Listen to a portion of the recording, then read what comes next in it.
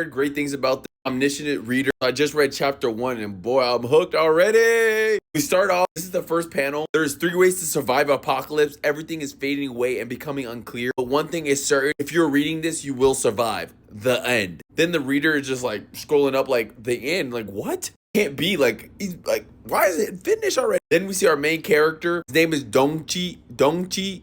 And in Japan, that means like only child. Every time he tells someone that his name, he's like, oh, so you're only child? His really dad called him that so he could be like strong and independent. He's actually a lonely kid. So he's 28 years old, graduated from a third-rate college, Dongchi Kim. He's on the train when he was reading that manga. He meets one of these girls from his job from the HR department, sitting there to have a long conversation. He's still worried about this, like the world after the apocalypse, which is the manga he was into finishing. You could tell that he's the only one that be viewing it. You could see as just one viewer, one comment. He's been reading this since he was 8th grade. It's a minute. And he was bullied. He was reading for his entrance exam that he missed. And he got to a third-rate college. He's reading it even when he was in the military front line. It helped him through a lot of things. You could tell he's the only viewer. Obviously, there's a lot of people reading in the beginning, but it got less and less years and years. Always wanted to support the artist, author. He's just been broke. He would just like leave comments saying looking forward to the epilogue. Still talking to the girl, and she's just talking about how she learned a foreign language. He's really impressed with the girl, and he could tell why everyone likes her from his job. She's on the train because usually she's like rides her bike, but she's on the train because it broke down. Very only person. You always feel like if he was in a different genre in his life, like could he like just like in a nonfiction, could he ever be a protagonist? That's like his main goal. He thinks that he's just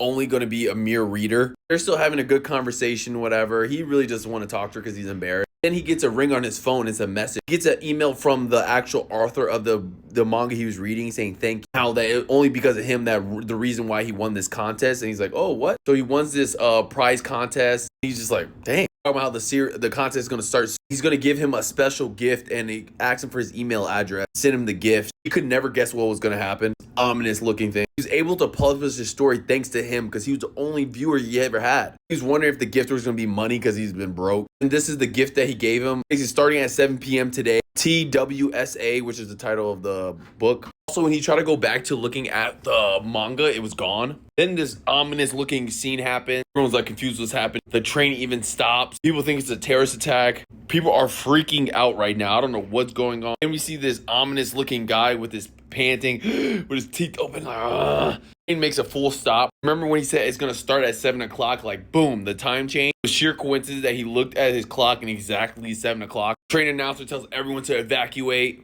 Then we see this light coming from the train doors. Everyone is now scared. The main scenario will begin now. And this is the moment that the genre of my life changed. Oh, I can't wait to read more.